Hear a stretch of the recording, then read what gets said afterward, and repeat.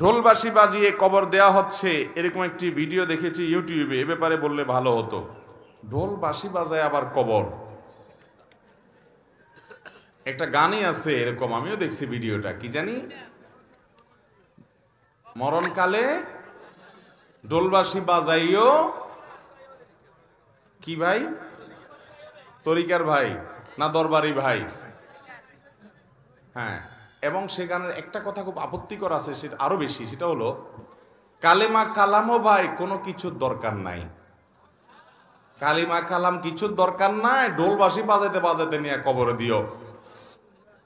আল্লাহ মাফ করুক, এই হারাম কাজ করতে করতে যার দুনিয়া থেকে বিদায় হয়, সে দুনিয়াতে জীবদ্দশা জানতো যে তার যে সমস্ত আশেপাশে সাঙ্গপাঙ্গ আছে তারা ঢোলবাঁশি পিটাতে পিটাতে তারা নিব কবরে। হাসরে আজাব যখন হবে আল্লাহ জানে, ফেরেশতারাও কি ঢোলবাঁশি দিয়েই পিটাবে কিনা আল্লাহ জানে। ভাইরা আমার, নবী সাল্লাল্লাহু আলাইহি সাল্লাম বলেছেন বয়স্তুল ইকসিরাল মাজামির, এই সমস্ত বাদ্যযন্ত্র এগুলো দুনিয়া থেকে এগুলো বিদায়ের জন্য আমি আসছি, এগুলো শয়তানের অস্ত্র, এগুলো হারাম। অতএব ইমানদার জীবদ্দশায় যেটা করতে পারেন একটা মানুষের মৃত্যুর পর তাকে বিদায়ের সময় বলে কালিমা কালামই দরকার নাই। কালিমা কালামই যদি দরকার না থাকে সে মুসলমান কিনা সন্দেহ। মুসলমান কিভাবে কালিমা কালামের দরকার নাই, ঢোলবাজি হইলে তা চলবো? আমরা তো কালিমা কালাম পাইছি কোরআন থেকে, হাদিস থেকে। এর ঢোলবাসিটা কে দিল? কে দিছে বলেন? শয়তান দিছে।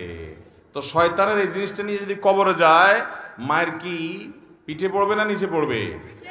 আল্লাহ আমাদেরকে এই সমস্ত পাগলামি ছাগলামি, এই সমস্ত শয়তানের থেকে বেঁচে থাকার তৌফিক দান করুন।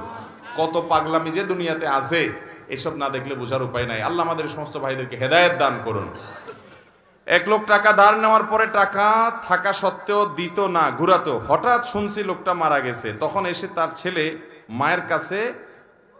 মেয়ের কাছে দিয়েছে। এখন তাতে কি তার ঋণ পরিশোধ হবে কিনা? দেখুন, ধার নেওয়ার পরে কেউ যদি টাকা ঘোরাঘুরি করে, দেয় না, যে সেই লোকটা মারা যাওয়ার পরে তার ছেলে মেয়েরা এসে যদি পাওনাদারের টাকা দেয়, তাহলে সেটা খুবই প্রশংসনীয় কাজ। শুধু দেয় না, বরং দেওয়া কর্তব্য। একটু ভালো করে শুনে রাখেন, অনেক মানুষ আছে মারা যাওয়ার পর পাওনাদার বের হয়ে আসে। আপনার বাবা মারা গেছেন, আল্লাহর বান্দার কিছু দেনা আছে, এগুলো রেখে মারা গেছে। ইসলামের নির্দেশ হলো তার মৃত্যুর পর তার দাফন কাফনের জন্য যে টাকা খরচ হবে সেগুলো তার টাকাতেই খরচ করবেন। এরপর তিনি যদি কোনো দেনা রেখে যেয়ে থাকেন, ভাগ বন্টন পরে আগে তার সব দেনা শোধ করতে হবে তার টাকা দিয়ে, তার জমি জমা বিক্রি করে। এরপরে যদি কিছু থাকে সেটা দিয়ে তার ওসিয়ত থাকলে সে ওসিয়ত 1/3 মধ্যে পূরণ হবে। 1/3 মানে তার টোটাল সম্পদের দাম 10 লাখ, তাহলে তার ওসিয়ত যত বেশি হোক না কেন 3 লাখ পর্যন্ত পূরণ হবে, এর বেশি না। বাকি যেগুলো থাকবে সেগুলো ওয়ারিসরা ভাগ করে পাবে। আর যদি কারোর কোনো ওসিয়ত না করে যায় যে অমুক জায়গায় দিও, মসজিদে দিও, মাদ্রাসে দিও, অমুকরে দিও, এরকম কোনো ওসিয়ত না থাকে, তাহলে তো সেটা বাদ।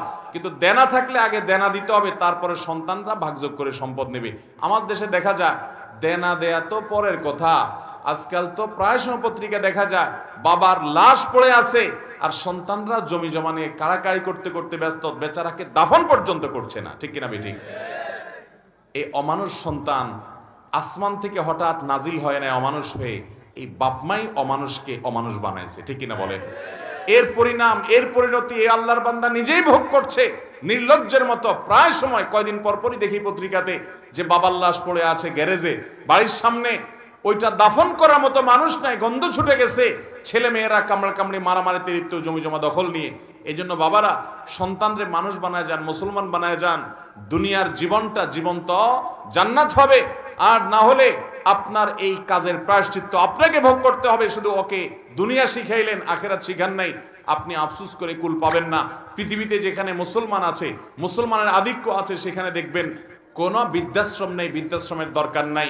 আর পৃথিবীর উন্নত দেশগুলোতে শিক্ষা আছে, দীক্ষা আছে, জ্ঞান আছে, বিজ্ঞান আছে, প্রযুক্তি আছে, সবকিছু আছে, কিন্তু বৃদ্ধাশ্রমও আছে। কারণ মনুষ্যত্ব, মানবতা, মা বাবার প্রতি দায়বদ্ধতা, এটা আল্লাহর প্রতি ঈমান না থাকলে সে মানুষগুলো আসলে সেভাবে বুঝে না। আল্লাহ আমাদের সন্তানগুলোকে মানুষ হতে মানুষ করার তৌফিক দান করুন। তাহলে বাবা মার দেনা থাকলে সেটা সন্তানরা শোধ করবে, পাওনাদার সেটা নিতে পারবে, কোনো অসুবিধা নেই, বরং এটা শোধ করা তাদের কর্তব্য। আমি একজন যুবক, আমার হাতে ট্যাটু আঁকা আছে।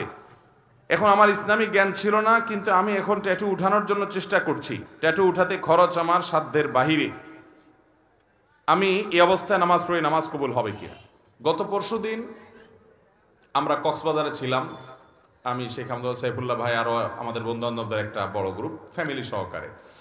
তো সেখানে একটা হোটেলে আমরা সকালে নাস্তা করার পর আমাদের এক বন্ধু, তার একটা ছোট বাচ্চা মেয়ে, সে এক ভদ্রলোক বিদেশি, চেহারা দেখে বোঝা যাচ্ছে ফরেনার, তার এই মাথা থেকে এই মাথা পুরো হাত ট্যাটু আঁকা।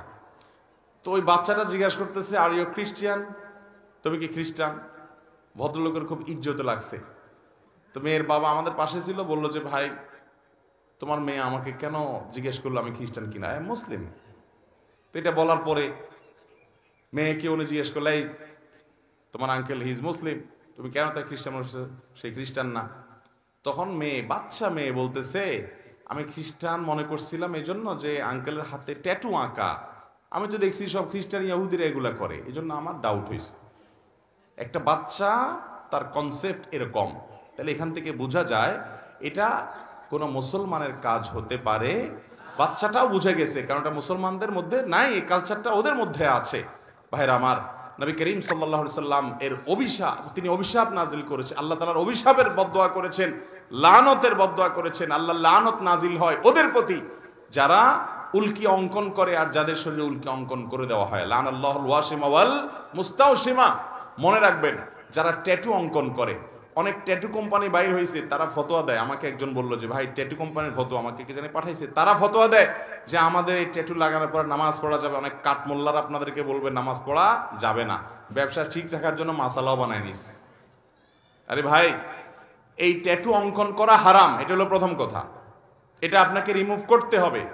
রিমুভ করার সামর্থ্য নাই, কোনোভাবে উপায় নাই আপনার জন্য, তাহলে আল্লাহর কাছে ইস্তেগফার করে মাপ চাইবেন এবং ওই অবস্থায় নামাজ চালু করে যাবেন। আপনার এই চামড়ার উপরে যদি কোনো কিছু দিয়ে আবরণ পড়ে যায় আলাদা, তাহলে এই আবরণ তোলা ছাড়া নামাজ অজু হবে না, আর অজু গোসল না হলে নামাজও হবে না।